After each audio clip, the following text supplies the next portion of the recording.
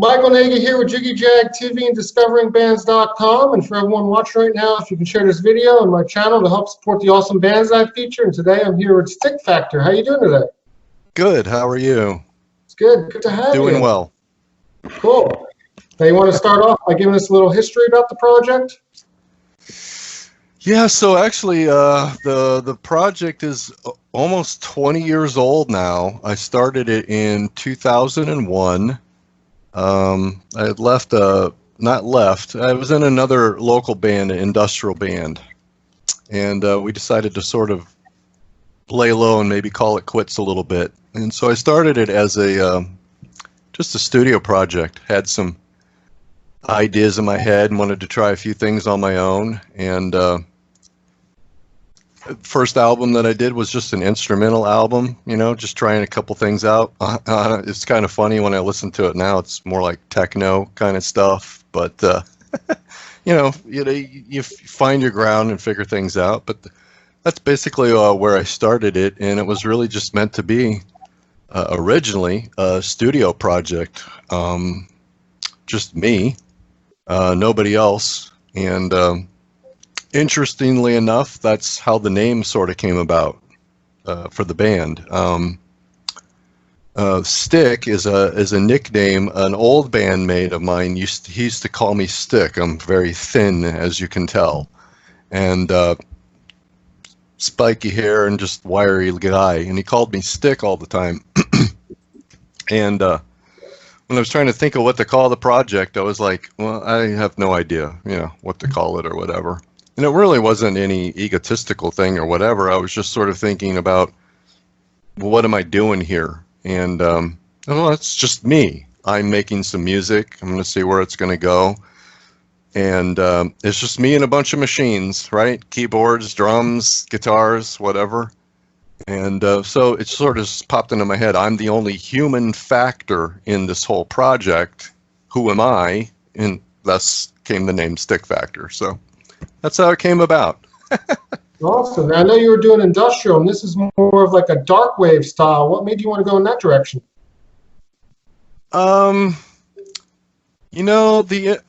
I don't really know. I think it was more of a natural thing. I still love industrial music. I still listen to it all of the time. But I seem that maybe it's influences from when I was a kid, just some more melodic type things go on in my head, or when I'm maybe writing something on a keyboard or a guitar. And it just sort of comes out that way. It's really weird, I have some really varied interests in music and influences that people probably would not expect from me. And so I think those all just kind of creep in. And interestingly enough, I've noticed a pattern when I do music myself is I'll do a music that's more EBM and more electronic, and I'll put in an album of that. And then I'll go back and bring guitars out again and the bass and things like that, and go back to more of I call it Darkwave. I don't really know, it's hard to define yourself sometimes. And there's elements of new wave, there's elements of goth a little bit in there, a little bit of synth pop, and it just kind of mishmashes together sometimes.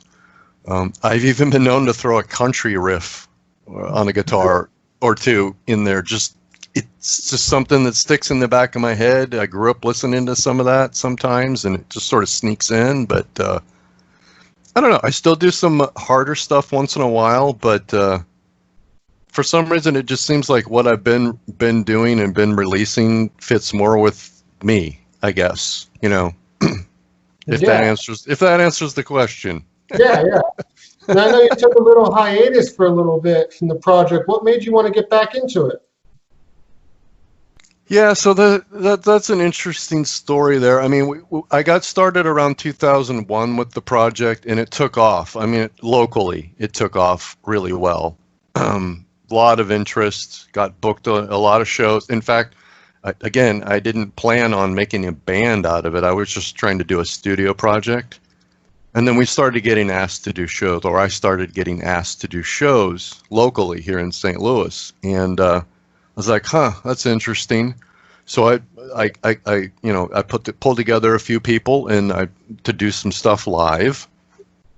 And one of those people was the guy that I was in a band with, the industrial band, a local band here. And around 2004, he passed away.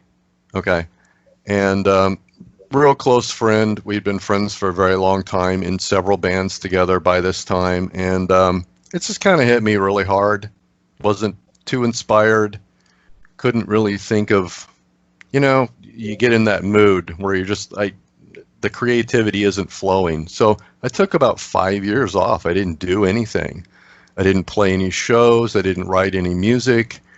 And it just got to the point where I wanted to get back to doing it because probably for the same reason that I started it.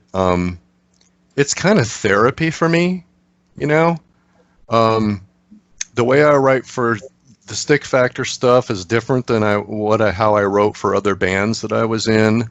It's a little bit more personal and things that I observe, things going on in life, relationships, a little bit more connected in that sense than, say, maybe an industrial project where you're, maybe writing about something political or something like that. And I just felt like I needed to get some stuff out. So I just started writing. And that was 2009. So I started writing again. And then I put a band back together again for the live stuff and did some stuff around 2010 for that. And then the live stuff sort of fell off and out of, it just wasn't really happening, keeping people in the, but I just kept going. And, I find myself now probably writing more now than I did in the earlier days of doing it. Just got a lot of stuff in my head, I guess, so I'm trying to get it out, So that was more, I guess it was just a personal thing, just trying to, I still had something to say, I guess, if that makes sense. Yeah. And wanted to get it out, I guess. And so I got over that hump, so to speak. Yeah. Cool. Now, you just released a record recently. You want to tell us about that? Your new record? Yeah, actually, I released a full CD last year, which I thought was probably one of the best things I've ever done. And then I just released a new single called Distance. That track sort of came about kind of weird. I was experimenting. I'm changing some stuff around in the studio. I've got some new monitors and a couple more, pieces of equipment. And I'm thinking about changing DAWs here shortly. But I had started writing something in my old DAW, and I was playing around with some drum beats and stuff. And I was doing something a little bit different than I had done in the past. And the last album I did was more electronic, and this one I decided to pick up the guitar and the bass again, which is not out of character for me. But then I started adding things like drum loops underneath drum tracks, and using tempos I'd never used before. And I started just coming up with some. It was like, that's pretty cool. That's kind of catchy. That's kind of different than what I had been doing. Maybe not a lot in some areas, but there was enough going on there. I was like, I'm gonna run with this. So I ended up laying down about five songs, and this is the first one. It's called Distance, and the lyrics just sort of came to me like boom, and I'm like, I just got to get this out. It came out so good that I thought that I should probably just put it out as a single. So that's what I did with it. It's something different, I think, from what I've been doing for the last 5 or 10 years with some of the material. So about the song, it's we're living in some interesting times now, right? The pandemic going on and all of the just the turmoil going on, and it just got me thinking about things. The whole dynamic of the pandemic and having a social distance and all of that got me thinking about that in the context of, well, how does that affect you if you also have a relationship in your life that is sort of broken or needs some fixing, so to speak. And that's sort of where I was coming with it, from it in my head. I think we all have moments in our life where we're maybe not getting along with somebody, or you said something stupid, and now you're to a point where you kind of want to fix it or make it better. But this other thing, this pandemic and all of this is going on, which, on one hand, you would think maybe that would help you. But on the other hand, maybe that actually makes it worse. It makes it harder to actually address the issues and work through them. Because, all we have now is a phone call, maybe. You can't just run over to somebody's house necessarily and say, hey, I'm sorry, or let's talk, or at least that was what was going on in my head 3 or 4 months ago when I wrote it. It was a little bit more serious now than it is now, so to speak. But that's where I was coming from with it. It was just trying to fix something that's broken, but what's going on around us is actually making that a little even harder to work through and get through, kind of thing. So that's kind of where that came from. Yeah, these are difficult times for sure. How have you handled the quarantine yourself? Like, how have you kept busy? Well, I do still have a day job, unfortunately, right? So we got that. But I have been writing a lot. Like I said, I've been changing some stuff around in the studio. I've got a DAW. I want to switch out. I want to upgrade and do some stuff there. So I've been writing. I did actually not that long ago something I've never even thought about doing before. Everybody's posting stuff that they're doing in their own studio, playing live or something like that. So I put up on my YouTube not that long ago me just playing some of the older songs that I used to play live in the studio, and that's been kind of interesting and fun. I don't know what about it that makes me feel. I mean, I've played in front of people before, but playing, in front of a camera and putting it on YouTube just seemed a little odd at the time, but it was kind of cool. It was kind of nice. I don't obviously have a band with me I'm in my studio, so I just had to crank up backing tracks and stuff. But that was kind of fun to get back into it and do something a little bit different, Yeah. It also just gets me to playing more, things like that. So. Yeah. So for everyone wondering, tell us a little about the Missouri scene. How the scene is out there in St. The Louis. Missouri scene, well, that's a loaded question. The Missouri scene, I think it's okay. I don't participate in the scene as much these days as I used to. I used to be really active. I had a website. Me and another guy had a community or a scene website. Used to go to the clubs a lot more. It's kind of weird here because there's been a lot of the clubs they've gotten pushed out. So there's not nearly as many clubs as there used to be. I think it's more of a get together and hang and drink and listen to a DJ kind of scene, and not so much on the live band aspect anymore. And hopefully, I hope it gets back to that. But obviously, with the pandemic and all that going, that's making that difficult for any live venue now. So I think it's an okay, healthy scene. But I think it could use just a little bit of an injection with some more bands that are coming along, doing this stuff and performing it live, and a little bit more camaraderie. I think would be. It just feels a little disconnected sometimes. That's that's just a personal take on it. There's some great people involved. I know a lot of the bands still around, and some of the club owners. There's a lot of good people. I think the city's made it a little difficult to keep the scene going to a degree. No fault of anybody particular. It's just, I think, environmental. But I don't know. There was 20 years ago, there were a lot of scene type clubs here, different places to go. There's only a few here now, so you got to kind of sometimes you end up doing day trips to Chicago or something like that to go see. A lot of the bands that we all know and love don't really come through here very much anymore either. V&V Nation came through a few times.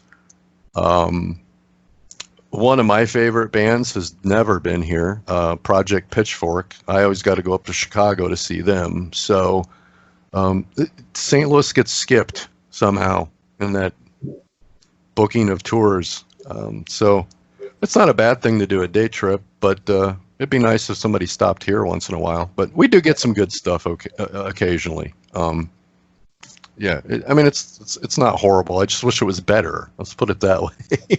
I've been out there, actually. I've been to the Crack Fox. That's a pretty cool venue. Yeah. That's the last place I played at. Yeah, it's a good little place. And there used to be more like that. It's just they're like one of the few remaining ones left, So where are you located again? East Coast, New Jersey. Oh, okay. I was living out west for a while, out in Kansas. So I used to go to Kansas City and stuff. Gotcha. Okay. Yeah. Well, how's their scene there? Really good. Like Philadelphia, I've seen Project Pitchfork a bunch of times out here. Right. Yeah. Well, they probably go through Philly all the time. Yeah. Yeah. Because tri-state area, you got New York, then you got Philly, and then North Jersey. Right. It's always a thing. Yeah. I don't remember how long ago this was. Skinny Puppy was here once that I remember. That was fantastic. It was actually just across the river in Illinois, a little town called Sauget. But, but every once in a while we get this cool thing that comes through, but it's not a regular thing like it is Chicago or Philly or something like that. So I wish we could get more of that. I really do. But yeah. I don't know how we can change that as the little guys here, other than just hoping they'll come through, kind of thing. Yeah, getting the word out, events, promotions, bands. Right. Yeah. It's hard. It's hard to keep it going. So commendable to the people who actually do keep it going. It's a hard thing to do. Like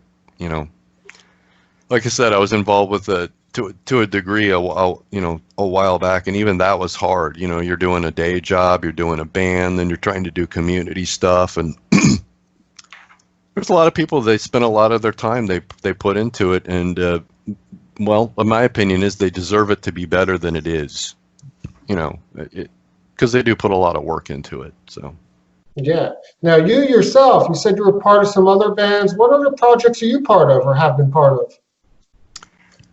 Well, the band that I was in before I started this was called Visions of Passion and Torture. That was an industrial band here. And they were a band from around 92 till we sort of disbanded it in 2002. And that's where I sort of started the StykFaktor thing. Before that, I actually started out even way back in the 90s here in St. Louis. I was in more of a metal punk band. For a while, a couple years from 92 to 94, 95-ish.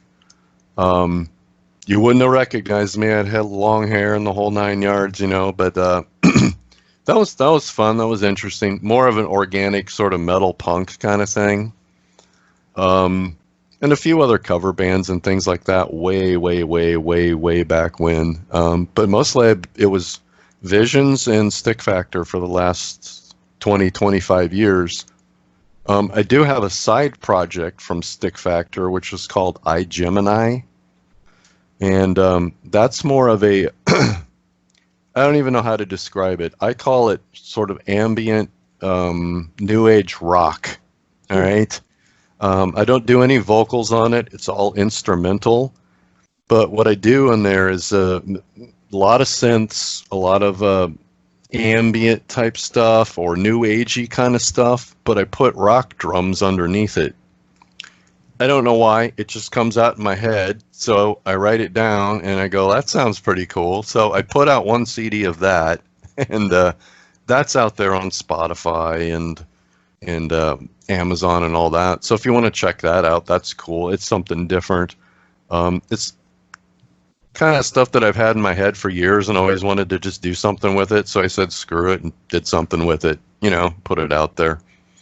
And I thought about doing some more of that because I do tend, when I'm tinkering around in the studio, I write a lot of stuff that actually I don't think fits StykFaktor.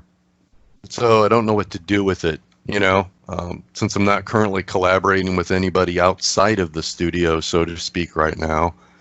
It's like, all right, well, should this maybe be that, or should I start up something else with a new name? Some stuff not even necessarily electronic or synth pop or anything, just playing guitar and doing things like that too. So, always ever the musician, right? It's always tinkering and putting stuff down. It might not necessarily fit what you're doing though. So I've got a fair amount of backlog of stuff like that where it's just like, that's pretty cool, but I don't know what to do with it. Yeah. So maybe I'll find somebody someday to flush it out a little bit more, so. Yeah. What are your future plans and vision with StykFaktor? Like, where would you like to see the band in a few years from now? Well, I guess the first thing that I would say is I think it would be nice if just the music caught on a little bit more. It got exposed more. That's not to say that it hasn't, because I've looked up my own stuff and it's bootlegged all over the place. Okay. Well, I was going to say, I listened to, your music and it's incredible. And I was like, how does this not have more views? So. I don't know. The interesting thing is I was signed to a label twice over the last 20 years, but it fell apart. So whatever. Things happen. Once was really early on in 2003. I was signed for about a month, and then the label fell apart. Brand new label. And then I was on another label for the 15 Winters album that I put out. And that was actually started, or I don't know the business arrangement. Klaus from Leather Strip was part of that label, and it was another guy in Germany. And they signed me, and I put 15 Winters out on their label, Body Music Records. Something happened there, and the label fell apart. I don't know. I don't know the whole story. So, I don't know if it's just bad luck or what it was, but I have looked my stuff up. It's out there everywhere. You can go find it on torrents everywhere, right? So it's like, it's just been, I guess it would be nice to know that it's just doing better on a regular market rather than the underground market, so to speak. You know what I mean? Yeah. Because I think the material, though we all say this, right? But I think I'm writing stuff better now than I did 20 years ago. I listened back to some of the stuff I did 20 years ago. It's good, but it's immature. And, I think we all do this too. I think if I had the time, I'd remix everything I've ever done for the last, you know what I mean? Inferior equipment at the time, you do what you can do with what you have, but I listen back to it now and go, that would be a much better song if I could just remix it. But I don't have the time to do all that, and I'm just writing all this new stuff. So I guess I'm just looking for more.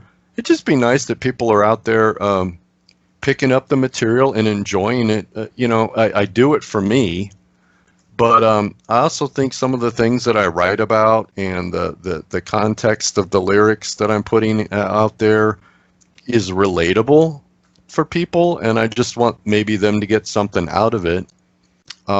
Aside from that, I have tinkered with the idea of putting a live band together here since I've been getting a lot more material and being inspired, I guess, to maybe get out of the studio for once and just pick up the guitar and play. So we'll see what happens. It's kind of hard to do that now with everything that's going on. And I don't have a band per se anymore, so I'd have to put something together. I've had 3 or 4 or 5 different people in and out of the band over various, over the years, but you know, everybody's doing other things. So maybe it's recruiting new people. You know, our friend Will Z was actually in the band for a brief amount of time, for a couple years. So I had recruited him, and he played keyboards and guitar for a little bit with us. So, but you know, he's a very busy guy doing what he's doing now, and we live in 2 different states now, you know, and things like that. So, but I'm entertaining the idea. I'm not opposed to it. I just I'm not in any hurry to get back on the stage because of everything that's going on right now, and I don't have a band, but I'm getting the itch, if you know what I mean. Yeah. There's something about playing live that's it's a whole different dynamic and energy than when you're sitting in a studio making music. It's just a whole different thing, and admittedly, I'm missing that a little bit right now. So hopefully we'll see where that goes. But I'm releasing the new song, and I've got four or five more tracks. I'm going to put an EP out behind this here shortly. And like I said, it's different material. I think people would like it. Different than what I've been doing, I think. And so just be nice if people were exposed to it, I guess. Definitely. Like your last album is absolutely amazing, I thought. So I was like I said, Thanks. Let's get it out. Yeah, that was interesting. You know, the scary part about that one is I don't know why I decided to do this. I decided to cover Ultravox on that album. And who does that? They're one of the classic new wave bands of all time. It's like, do you touch that material? I don't know. And what I tend to do when I do covers, because I've done a few, is I try to change the song a lot. But this one I was like, no, I'm going to keep it kind of the same. And I don't know, I had a lot of fun doing that, but it was also kind of weird, you know, where you never know if the artist you're covering is going to hear it, if they're going to hate it, they're going to love it, you know, that kind of stuff. And I'm like, it's Ultravox. I don't know, you know. But I had fun doing that. That was cool. Yeah. Awesome. Now, how do people look you up online, find your music, get your music on social media? Yeah, so I have a website. I try to keep it updated fairly regularly since I'm only doing studio stuff. There's not a whole lot of changes going on, but that's StykFaktor.com. I'm on Facebook as well, StykFaktor Band. I think it's facebook.com/StykFaktor Band. I'm on Twitter at StykFaktor. I've got Twitter and Facebook for the iGemini project as well, out there for those. The new single and the last 3 or 4 albums are on Amazon, Apple, Spotify, Deezer, Rhapsody, all of those. Bandcamp, of course. You can find everything. You can find everything on Bandcamp. So bandcamp.com/StykFaktor. So that's all of those things are there. I'm on some other things like Reverb Nation and some old things like Electro Garden, things like that. There's stuff out there. It's funny, you look yourself up and you see your stuff that you did 10 or 15 years ago still out there. You know, it's kind of weird, but yeah, all of the normal places. If you just look up you can just Google StykFaktor and they'll all pop up. So. And now the new EP. Do you think you'll have that out before the end of the year? What is it now? What is today? What is today? It's June something. June 24th. Yeah. So I have all of the instrumental parts of the remaining 4 tracks done. So I'm just at the lyrics and vocals stage and hope to have the EP by the end of August. I would think no later than that. Okay. And this song Distance will be on there as well, but it's going to be I'm going to extend it out and make it a little bit of a longer format for the EP. Just so if people want the single or the EP, they got something different. it was just had this cool thing at the end of the song. I thought that'd be kind of cool. I'm going to extend it out and make it a little bit more of a play it out for another minute or two or something.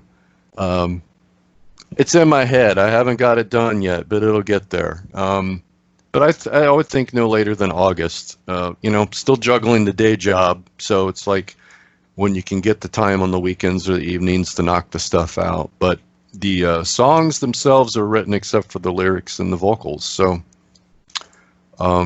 yeah, I mean, I it's different and interesting stuff. So hopefully, people can go check out the single and kind of get a taste of what that's going to kind of be like. You know, hopefully that'll interest them enough to come back and visit in August when it's ready, when it's done.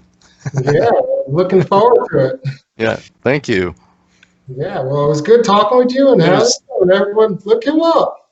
All right, thank you very much. I appreciate the time, and it's been awesome talking with you. So if you ever want to do it again, hey, let's do it again. It's awesome. Definitely.